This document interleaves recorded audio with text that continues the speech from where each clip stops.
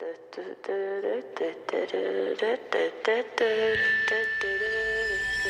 legends are told, some turn to dust or to gold, but you will remember me for centuries. This is the Cameron Parker Show, brought to you by Spreaker, where we discuss everything from around the local professional sports scene in Colorado, such as the Denver Broncos. Chris Harris comes out. I don't know if he was on the drive, but he said, I knew 15 seconds into that game that I should have been on T.Y. Hilton. If players are coming out and saying that, it falls again on the coaching staff. Not to mention insiders from around your local sports scene. Ryan Spilborgs, former outfielder for your Colorado Rockies. It's not going to be the 25 guys that leave spring training that are going to be the only guys the entire season. You need depth. You need guys that are going to be in your minor leagues that you may not expect. Ryan Edwards. You know, when you're talking about an offensive line, it's about the five best guys, right? And you're talking about the five best guys gelling. There hasn't been a lot of time for that.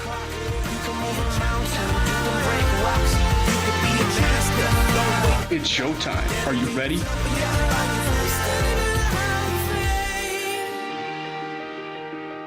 Welcome in, ladies and gentlemen. It is the Cameron Parker Show. Thank you very much for tuning in. We will be discussing everything as far as the sports world is all things considered. We will be talking about this impressive victory. Nonetheless, in this impressive victory, as you might have expected, it is the Denver Broncos. And it is the Denver Broncos' impressive victory against the Dallas Cowboys over the weekend. They slaughtered them. They slaughtered them 42-17 to be exact. So thank you guys very much for tuning in. This is the Cameron Parker Show. Like us on like me on Facebook. It is Cameron Parker. My Facebook page is a picture of me in headphones. Please like that Facebook page. Follow my Twitter handle at Cameron Parker PO, and follow the show handle as well at CP_show.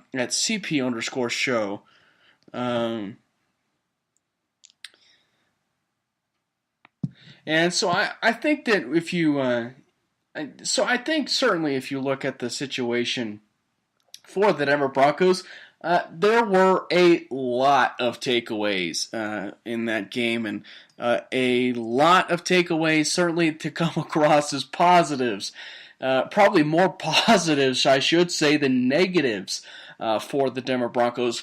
Please feel free to chat with me as we go through with the as we go through this entire show. Please create a Spreaker account if you guys want to chime in on the text line, chat line as I call it, and so I can therefore see your guys' comments right on my feed as well, and so therefore certainly I would like to get you guys to chime in. I will get your guys' comments on the broadcast. If you guys would like to comment via Twitter, please comment on the Twitter line. You can either mention me at Cameron Parker PO. You can mention me at CP_show. Please do either or. I don't care. But we will get your comments on the air. We are talking about the Denver Broncos, solely the Denver Broncos here today. And it's going to be very interesting because, like I said, there are a lot of takeaways from this game, both defensively, offensively. You know, Trevor Siemian put his good foot forward yet again, cementing a possible face of the franchise as a quarterback discussion another week. You know, and I think he just continues to perform exceptionally well. And while obviously I said that we want to have a cause for concern, because it's just week one, and that was the play that he had against the Los Angeles Chargers, and then now he plays against Dallas, and look, we get it, Dallas's defense wasn't the best, but at the same time, it is a Super Bowl contender because of who they have on offense and what they represent as far as an offensive line, and it just was not stacking up as far as the Denver Broncos were concerned once we started hearing that Ezekiel Elliott was going to be on track to play in Week 2 against the Denver Broncos. It kind of tilted it a little bit. But overall, you kind of got the sense that the Denver Broncos, there was a chance that they could have won that game. And I felt that it probably would have been a much different story had the Denver Broncos been in Dallas versus in Denver, which made it therefore a much competitive game. Now, granted, I think based off of the defensive game, you're probably looking at the scenario of that game as well as, well, Denver probably would have stuck into that game, and it would probably have been a competitive game, but because it's a home field advantage, if it was in Dallas, the edge would have gone to the Cowboys. Instead, I think that you have to think about the fact that, and look, there is that opportunity that you have to look at the whole scenario. You have to look at the whole scenario, and as impressive as the team was, and Chris Prom chimes in. It's the first time he's chimed in, and I want to welcome into the show. He is a good follower on Twitter. He's also a good friend of mine. I'm getting my butt kicked in fantasy, obviously, but that's an entirely different situation, entirely different scenario. But welcome, man. Thank you very much for chiming in. Want to get your guys' feedback. Want to get your feedback, Chris, as well. I know that we've convened on multiple occasions through Periscope, but I want to get your take. Obviously, you're incredible at your in-depth analysis, and as far as the quarterbacks and defensive backs and wide receivers. So we're talking about the Denver Broncos' impressive victory over the Dallas Cowboys. And like I said, there are a lot of takeaways to take away from this game. And one in particular involves the quarterback position. It involves that quarterback position because, once again, Trevor Siemian put up in massive, massive numbers in the, at least, just, shall I say, in the first half. I mean, he continued to put his stamp as far as a tremendous quarterback, and he continued to develop, and it continued to show exactly the type of quarterback that he is, or should I say the quarterback that he is going to be, because the thing that was so incredible about Trevor Siemian the past 2 weeks is there has been so much development with Trevor Siemian. The reads are incredibly crisp. As Chris and I were talking before the show, the reads and progressions of Siemian is incredible. And the confidence, especially, you look at the Baldy breakdown, it's true. His confidence is incredibly high right now. Look, I'm here to tell you that the actual throw, it's not really the throw, but the decision to throw over 4 defenders in the end zone over 4 Dallas defenders was maybe not the best decision. However, if you look at the decision, and more importantly, you look at the placement of where that ball was in the freaking rain. Okay? It was in the freaking rain. He dropped that pass in the bucket to Emmanuel Sanders for the first touchdown of the game. Absolutely. It was a great throw, and it was a great confident throw for a quarterback that is just beaming with confidence. Now, obviously, I just said one word yesterday that was the cause for concern because it was week 1, and that was Carolina. And that was because the Denver Broncos performed exceptionally well against Carolina. Now, as Chris points out and he says, if Trevor keeps improving, what do we do with Paxton Lynch?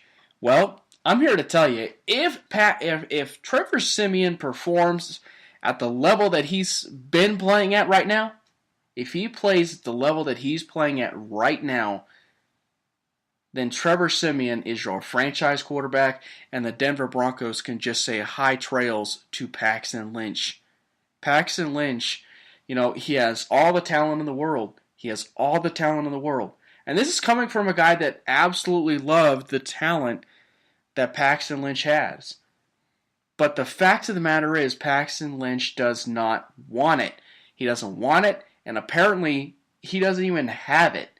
And so because of that, if Trevor Siemian continues to develop at really an alarming rate, then Paxton Lynch will be off this football team and be a trade piece for someone to certainly have as a quarterback. Because I guarantee you the Cleveland Browns will be desperate, just as they were with Brock Osweiler. They will be desperate enough to certainly want Paxton Lynch.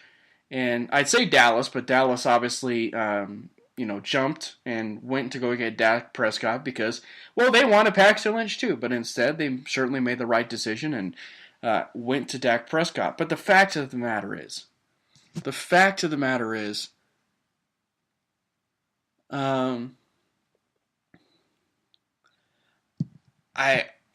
do think that Trevor Siemian certainly has to keep his foot on the gas pedal. If Trevor Siemian keeps his foot on the gas pedal, then again, it's going to further the stance that Trevor Siemian not only, we can talk about this more after the break, that Trevor Siemian not only should be the quarterback next season, but Trevor Siemian should be extended and he should be given a contract extension of, let's just say, 2 years on his current contract that he's on right now. Meaning that we lock him up for this year, next year, and then the 2 years coming up. I think it is a legitimate conversation to be had. And if that conversation reaches that point, I imagine that they're having internal. I'd imagine they are having an internal crisis right now with Dove Valley, understanding that they've threw all their eggs in one basket for Paxton Lynch to win the job, and Trevor Siemian has now beaten a first-round draft pick, ladies and gentlemen. That narrative cannot go away. Trevor Siemian there is something special about Trevor Siemian, because if he can beat a first-round draft pick 2 years in a row, and especially in a year where everything was handed to Paxton Lynch, there is something special about this kid, Trevor Siemian.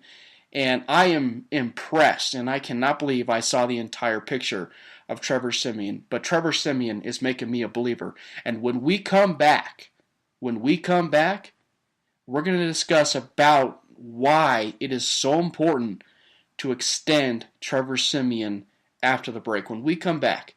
But first, here's a song from Chris. You know him. It's a song by Sayer Benninger. He's obviously one of the editors over at Predominantly Orange. He wrote this song. It's from his group called Celebrate Worship. So here it is. This is called Dance for You, Celebrate Worship.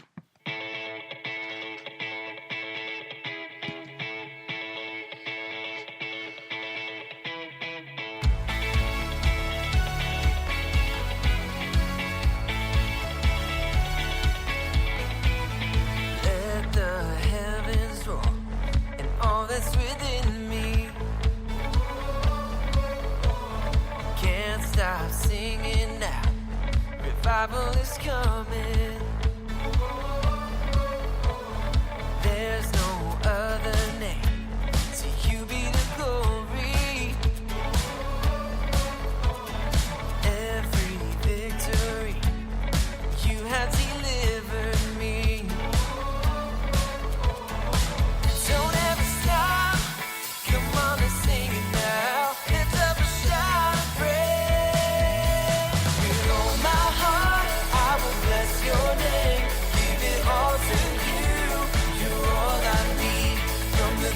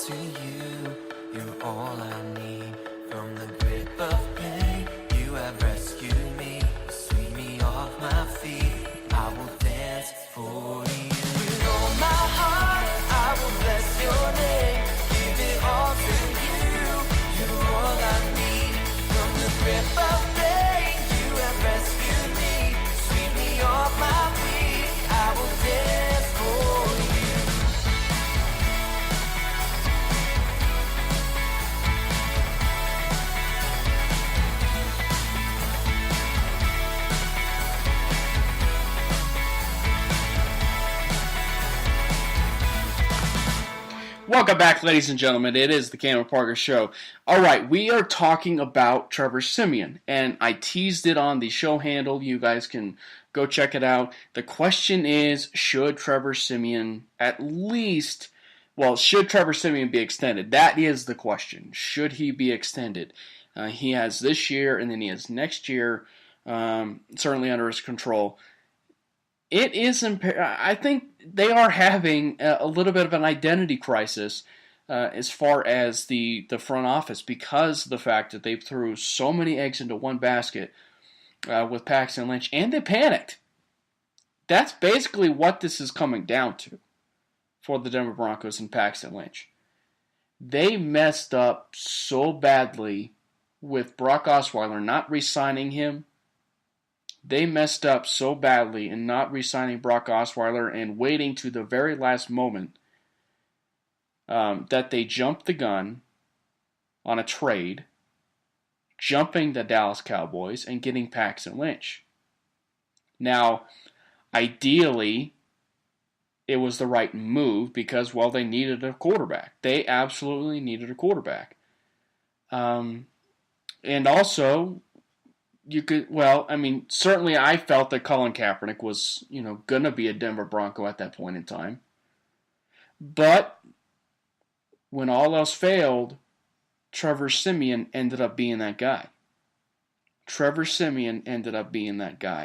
And if there is one aspect that really cannot be understated, and I've said it for at least 3 or 4, maybe 5 months now, at least on air, and on the blog site as well, I am telling you, if I would have told you between Brock Osweiler, who's on the roster, the Broncos re-signed him back, if you guys have been living under a rock, if there was a player that would benefit the most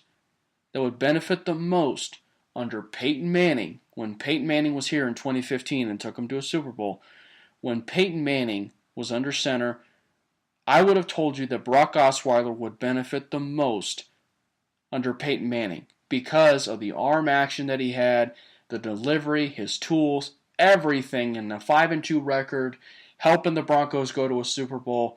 I easily could have told you that Brock Osweiler was going to be the quarterback of the future because you benefit so much under him, and because you're looking at an Aaron Rodgers situation with Brock Osweiler. However, who would have thought potentially that we have a Aaron Rodgers, Brett Favre situation with a guy that's not named Brock Osweiler?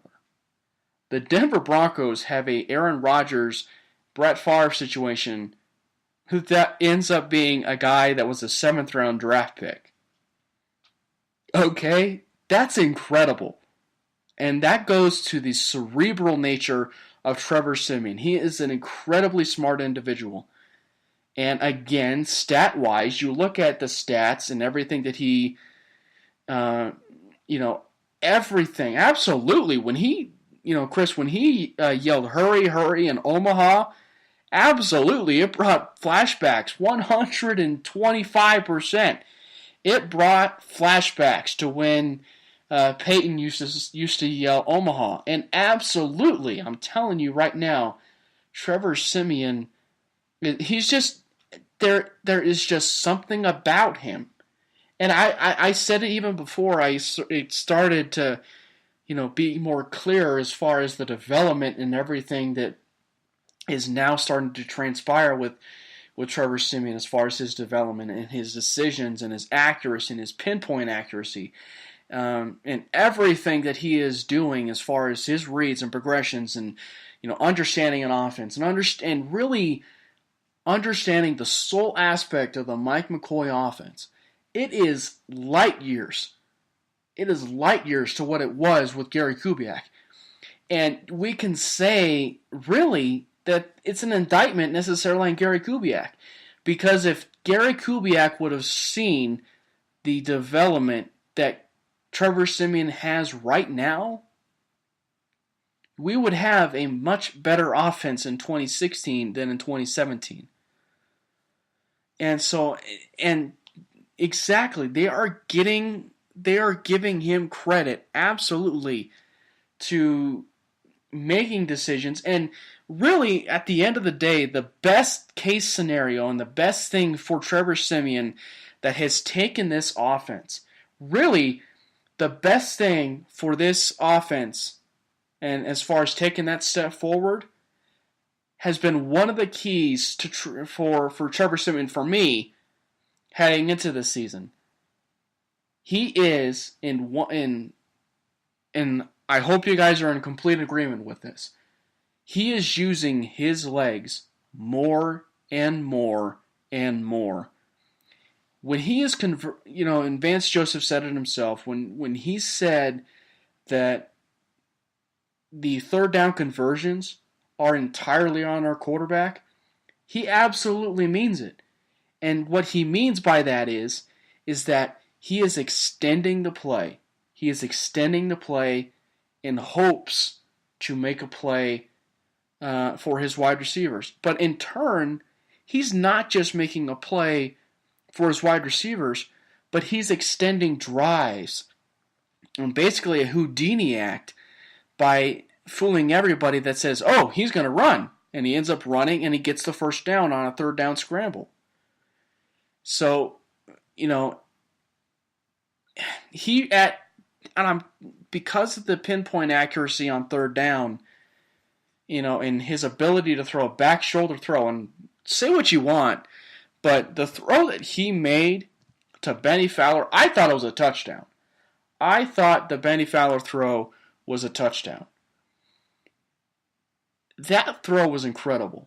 And it 100% reminded me of Aaron Rodgers. And that is why I think, as far as a comparison, as far as to be completely overzealous and to be completely out there as far as a current quarterback comparison, absolutely, Trevor Siemian reminds me a little bit of Aaron Rodgers. He has the back shoulder throw down, and if you were to talk about as far as a back shoulder throw and just that throw in general, it is one of the most difficult throws for a quarterback to make, because you have to anticipate. You have to anticipate where your wide receiver is on his route. You have to anticipate where your defensive back is on the certain side of the wide receiver. You have a certain throw that you have to make to be sure that the defensive back, is not going to make that play. And he makes that about as well as Aaron Rodgers.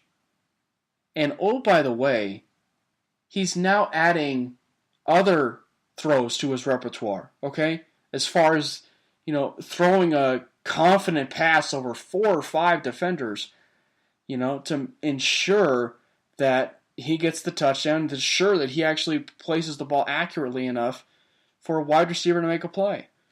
And the thing that is so exciting, to me about Trevor Siemian, and the thing I was hoping for, was the positive development, because this offense has way too many playmakers.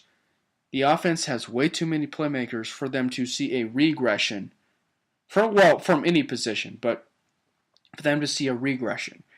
And in fact, as I was just comparing to Aaron Rodgers, I was talking to Chris, obviously, beforehand, because I told him that I was going to be doing some comparisons. And you guys saw the comparison, obviously, to Aaron Rodgers, because, he's been he's been talked about as far as Aaron Rodgers is concerned since last year. I don't know if you guys have been living under a rock, or if you guys have been, completely blindfolded and just did not see it. But Rod Smith and, a bunch of the coaches have said that he throws a ball almost exactly like Aaron Rodgers. Now, I thought long and hard about it, and because we're having the over-the-top comparisons as far as who is this Trevor Siemian character, who is this Trevor Siemian cat, and I really do believe that if you look at the maybe the quarterback situation, and you look at who certainly you look at the situation with Trevor Siemian as far as the unknown and who Trevor Siemian is and maybe the necessary talent that he is. I see a lot of... Look, the guy's a Hall of Famer. The guy is a Hall of Famer that I'm about to compare Trevor Siemian to. But as far as unknown, his arm strength, because Trevor Siemian's arm strength is incredibly underrated. His mobility is incredibly underrated. And this guy, his mobility was incredibly underrated.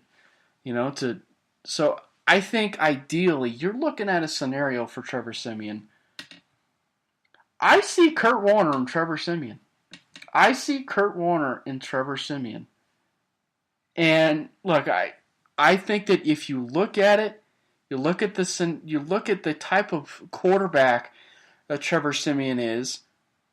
He slings it over the field accurately like Kurt Warner.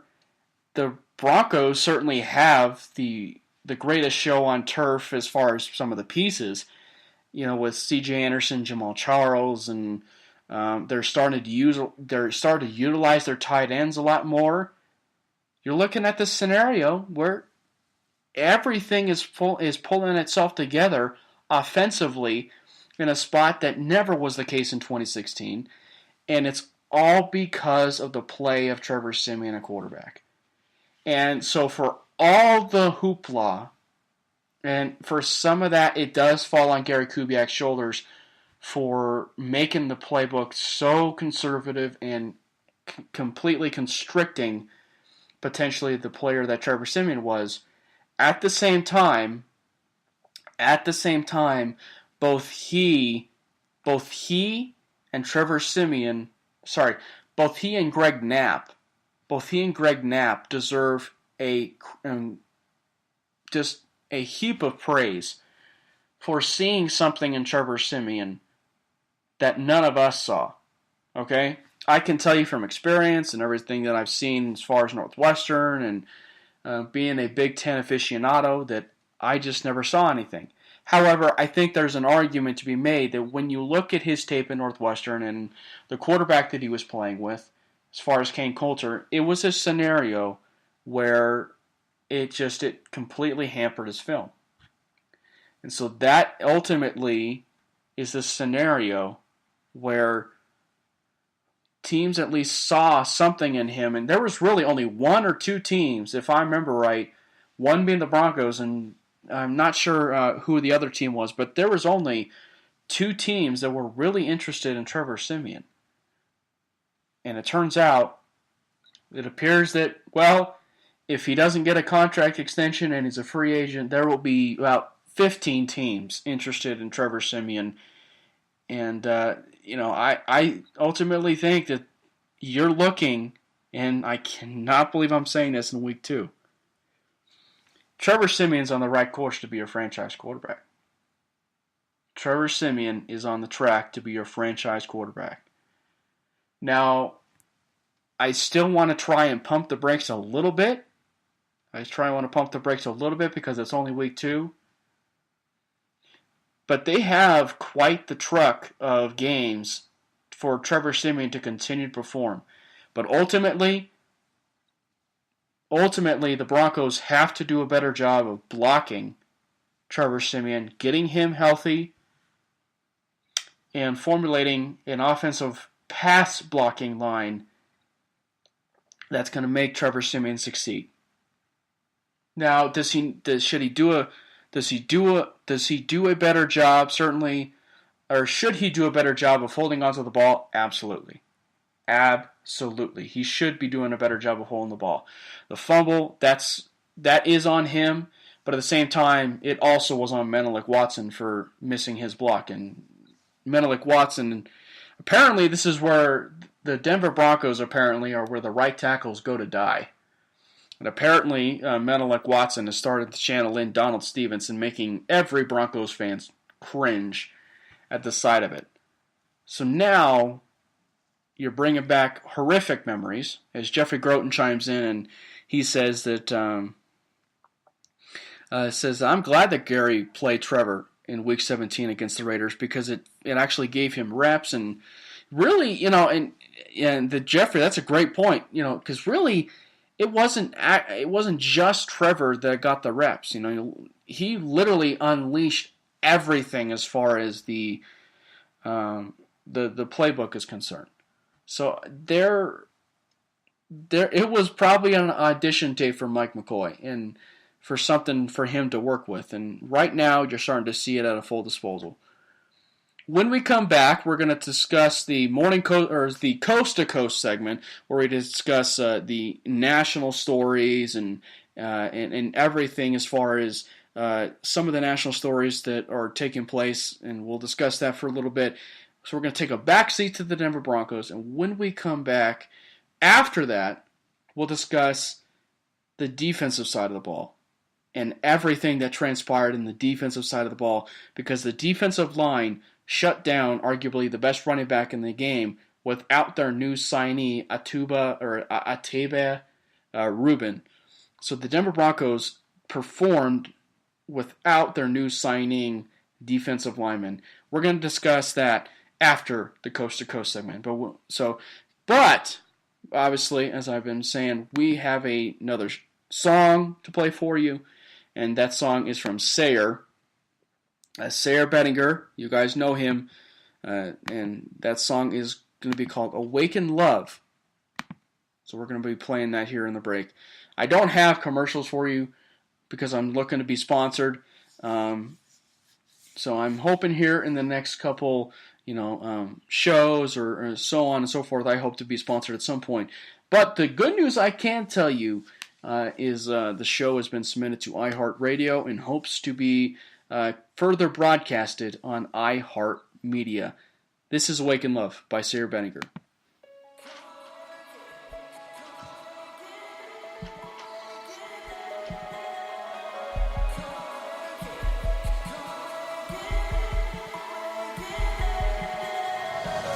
Up from the ashes I will rise. Your light is breaking through the night. I'm breathing in the air of life. Not giving in, this is my fight. Come break me down, every part of me. Nothing can stop me now. Awaken, holy fire, breathe life into my soul. 'Cause we're ready for revival. Come awaken love.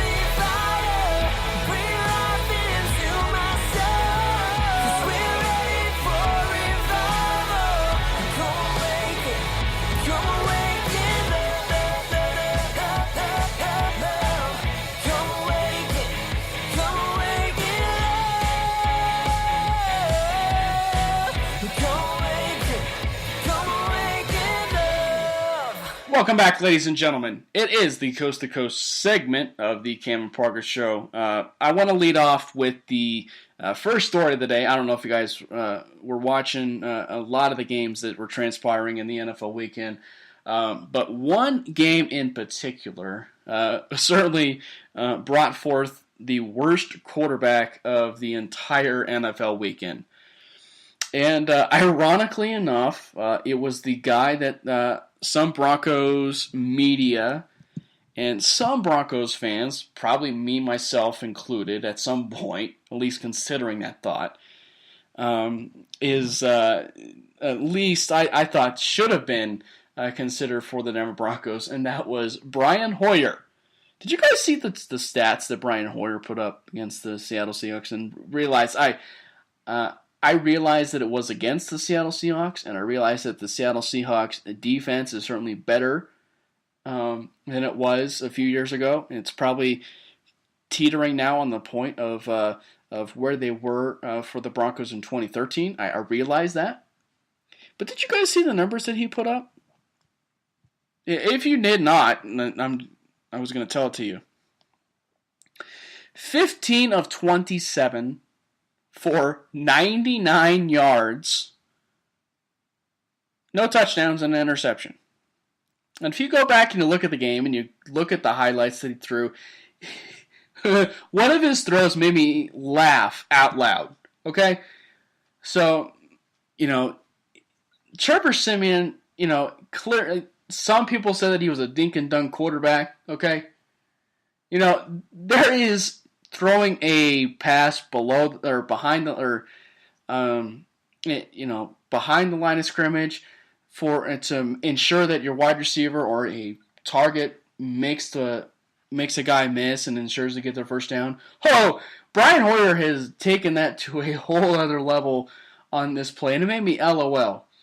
He threw a 1-yard pass on 3rd and 9 on a slant pass to, I believe it was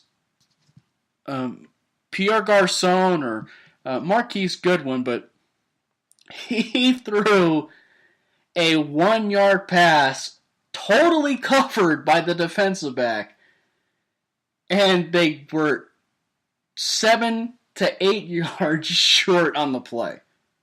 Okay? So, now, be thankful right now that you are starting to see, this is just another element as far as the development of Trevor Siemian is concerned. But be thankful that Trevor Siemian is playing exceptionally well right now.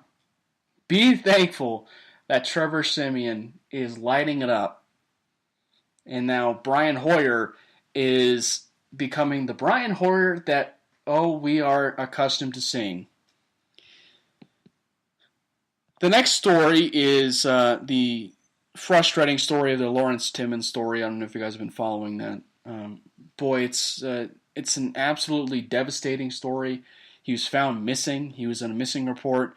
And it was a report, and it was handled pretty bad because he ended up reporting to the Miami Dolphins, and they actually ended up not having him be a part of their football team.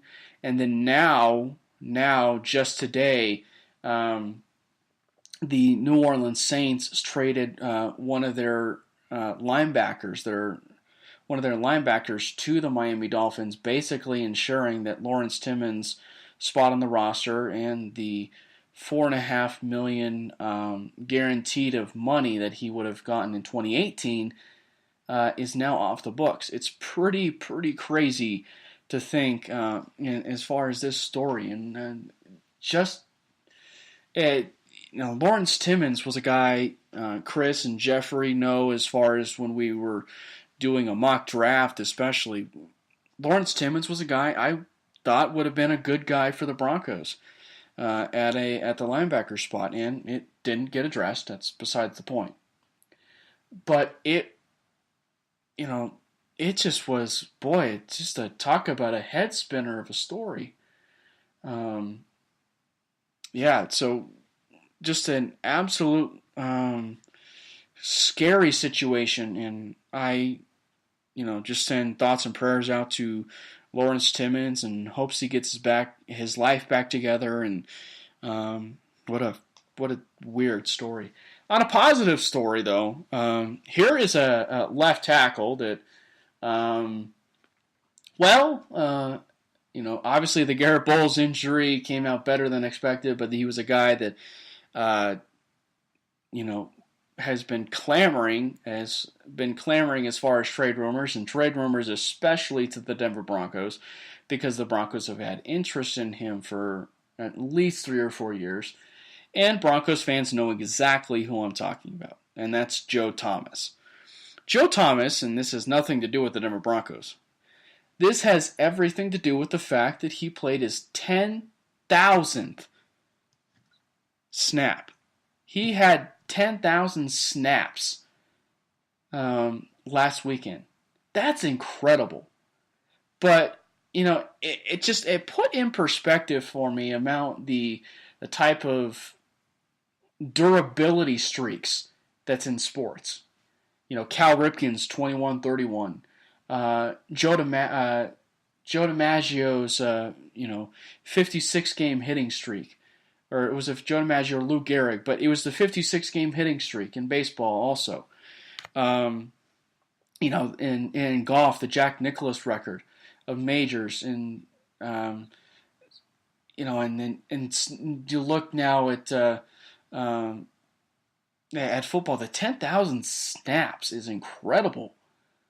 And boy, you just think about Joe Thomas and the durability. You certainly wish that he would have become a Denver Bronco if he was able to play 10,000 snaps.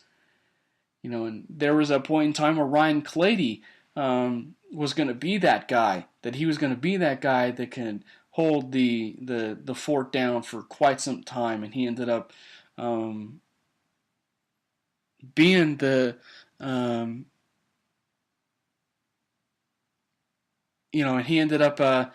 being a franchise left tackle for 4 to 5 years, but he could just never translate after the injury.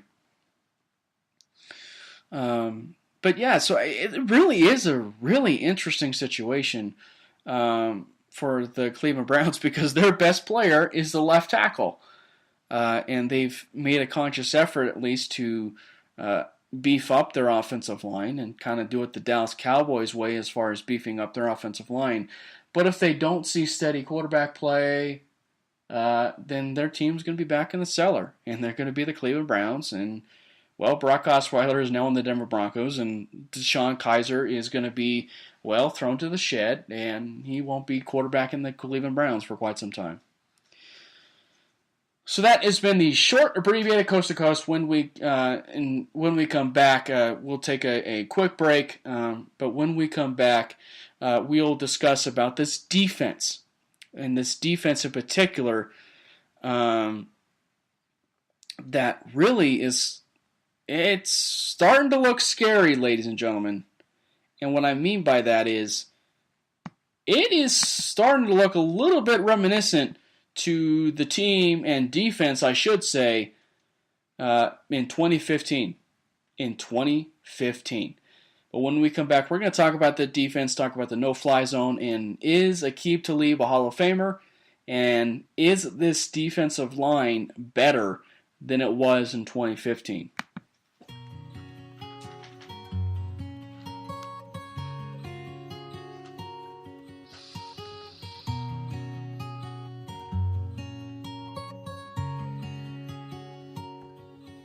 We lift praise to you in heaven,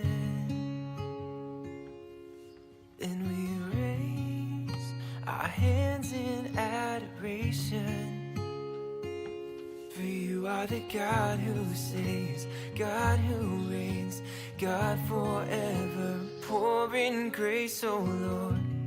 We need so much more of you. Your love is running through my veins, keeps my heart beating, keeps my heart beating. Jesus, you make me wanna sing, joy is lifting me, Grace has set me free. Your love is running through my veins, keeps my heart beating, keeps my heart beating. Jesus, you make me wanna sing. Joy has lifted me, grace has set me free.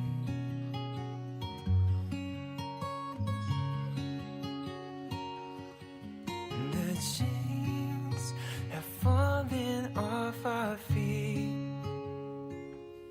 so we dance before our God and King. For you are the God who saves, God who reigns, God forever pouring grace, oh Lord. We need so much more of you. 'Cause your love is running through my veins, keeps my heart beating, keeps my heart beating. Jesus, you make me wanna sing. Joy has lifted me, grace has set me free. Your love is running through my veins, keeps my heart beating, keeps my heart beating. Jesus, you make me wanna sing. Joy has lifted me, grace has set me free.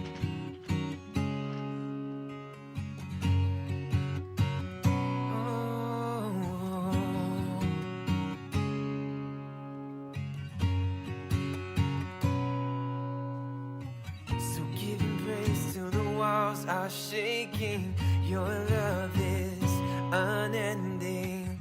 I'm on the rock, I will not be shaken. Jesus, your love unfailing. So giving praise till the walls are shaking. Your love is unending. I'm on the rock, I will not be shaken. Jesus, your love unfailing. Your love is running through my veins, keeps my heart beating, keeps my heart beating. Your love is running through my veins, keeps my heart beating, keeps my heart beating. Jesus, you make me wanna sing. Joy has lifted me, grace has set me free. Your love is running through my veins. Oh, Jesus, you make me wanna sing. Joy has lifted me, grace has set me free.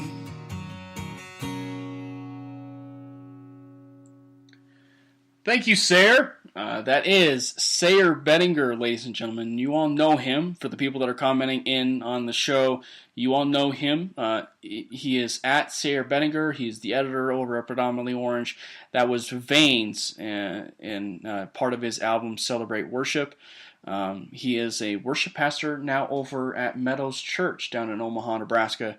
I'm trying really hard to convert him to be a Nebraska Cornhuskers fan, but obviously I really can't say much because we lost to Northern Illinois, so kind of hitting me hard that game last weekend. But what helped was the Denver Broncos came away as victors against the Dallas Cowboys, and probably the most, I should say, probably one of the more impressive victories in the last 2 years for the Denver Broncos.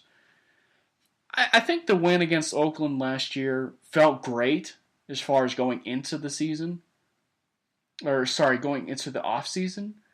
But as far as the feeling and everything, you didn't make the playoffs. So what was the point of the win? And so I think, you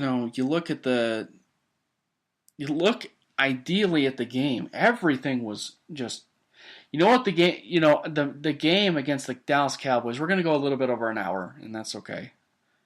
But the game in and of itself kind of mirrored a little bit to the Green Bay Packers game. The Green Bay Packers game, when the Green Bay Packers came to Sports Authority Field and the Denver Broncos put up the best defensive performance against Aaron Rodgers that Aaron Rodgers certainly had faced in the last handful of years. And in this case, the Denver Broncos did what no defensive line and no defense could ever do, and that was shut Ezekiel Elliott down. They shut Ezekiel Elliott down for the entire game. I mean, I thought that there was going to be a point in time where Ezekiel Elliott was going to run wild, and I thought that there was going to be that point in time where, Ezekiel Elliott would at least break one. There was, in the game against the Minnesota Vikings in that one year, Adrian Peterson broke a long run on a 4th and 1, I believe it was, when they were at Sports Authority. So I thought that there was going to be that point in time where Ezekiel Elliott was going to just break one for at least 15, 20 yards. He never got that opportunity because Shelby Harris, Derek Wolfe, Damata Pecco, everybody held down the fort on that defensive line. Adam Gotsis, ladies and gentlemen. Adam Gotsis is, after I was talking about it last week, Adam Gotsis is playing the best football of his entire career. Rex, I don't know if it was true or not. Rex Ryan, he obviously has a lot of insight and a lot of knowledge as far as coaches and stuff, but he said that that Adam Gotsis potentially could have been a first-round draft pick. I don't necessarily believe that as much, but he's a guy that is super, super talented. He's a guy that I call a mini Derek Wolfe. He plays with that same edge. He's kind of adopted a kind of an inside club move and kind of that inside kind of sweep move a little bit as far as the pass rush, and it's been pretty effective just trying to get in the backfield. And he's really doing a lot of variations off of it, and that's been incredibly impactful for him in trying to get in the backfield. And now you look at the situation for the Broncos. They did all of this. The defensive line did all of this without their new signing, Reuben, in their defensive line. And Reuben was a integral part, a good part of the Seattle Seahawks defensive line a few years back. Reuben's a good football player. Reuben's a heck of a football player. He's a player that is going to match incredibly well with Damata Pecco and Kyle Pecco. And I think that you look at those guys, those are guys that are just going to stuff the run even that much more. And it's going to further up that defensive line as possibly, and John Elway's done this before, it's going to give John Elway that another late signing that could potentially bloom well for a defense, and he is historic at that. So I think if you ideally look at the situation for the Broncos, they played their best without two of their key defensive linemen not playing. Zach Kerr, who's been a little frustrating, he didn't play all that well at the tail end of the preseason, and so he was also a little bit banged up, but they didn't play with him, and they had their best game of the season. So is that to say that Zach Kerr has now lost his starting spot? Well, that's probably up for another debate. But they did sign Reuben. They also lost Jared Crick on IR. It was a very impressive performance by the defensive line, and one that, well, I think we will be remembering for quite some time, because no team in the National Football League has been able to shut down Ezekiel Elliott for the amount of an entire game like the Denver Broncos just have. And now they have. So they gave every single team a blueprint now on how to beat the So I think that ultimately you look at the defense, and Jeffrey, you comment in. I really think at some point mid-season, you have to look at the Joe Woods and Wade Phillips scenario, to where, is Joe Woods better than Wade Phillips? At some point, that conversation is going to creep in if that type of defensive impact just continues and continues to perform at this high level. The no-fly zone is intact for the next 3 or 4 years. The front seven has now got a new nickname, and look, I did not come up with it. It was some fan over that called in at 104.3 The Fan. But I want it to catch the eye of every Bronco fan in America. The nickname that he dubbed it was ground control. Guys, that is brilliant. That nickname is brilliant for the front seven of the Denver Broncos. To have the no-fly zone and then ground control, that's absolutely brilliant for the type of cohesion that defensive unit has.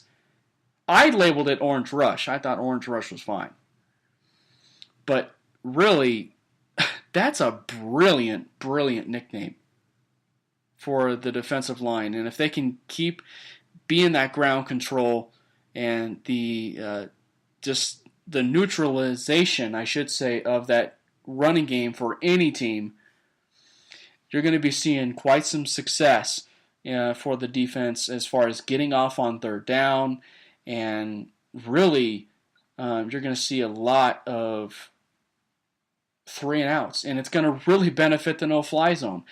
And the Denver Broncos had the best pass defense from a year ago. If they continue to do that, they will still have the best pass defense for a full season than a year ago. Everything is shaping up. When Shane Ray comes back and, Shaquille Barrett was playing with his hair on fire, everything is shaping up to the point where when Shane Ray comes back, this defense is playing at a level that will parallel the 2015 defense at some point in the season. Todd Davis could send the team over the top with his play at linebacker if it continues. Everything is there for the Denver Broncos to bounce back and play very high-level defense. And now you have an offense that is going to get steady quarterback play for potentially a full season. And that is why the key offensively is to protect Trevor Siemian. The key is to protect Trevor Siemian. And that is another takeaway from the Dallas Cowboys and the Denver Broncos game. Certainly the biggest key in that Dallas Cowboys game and against the Denver Broncos was the game up front. The Broncos had to win up front against the best offensive line in football. And the Denver Broncos proved to the Dallas Cowboys that they are the best defensive line in football. They turned the Cowboys into cowgirls on Sunday.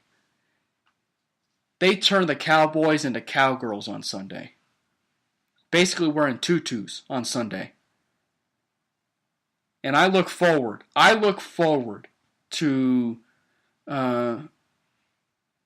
I absolutely look forward to the type of defense that we might potentially see as far as this defense, because this defense, and I'm not going to say I'm surprised, but this defense has the makings to rehash everything that 2015 had, and it was special. And everything out of that resulted in a Super Bowl win. And we now have an offense that could play better in 2017. It's incredible. Anyway, I hope you guys enjoyed this Cameron Parker show. We'll talk about it.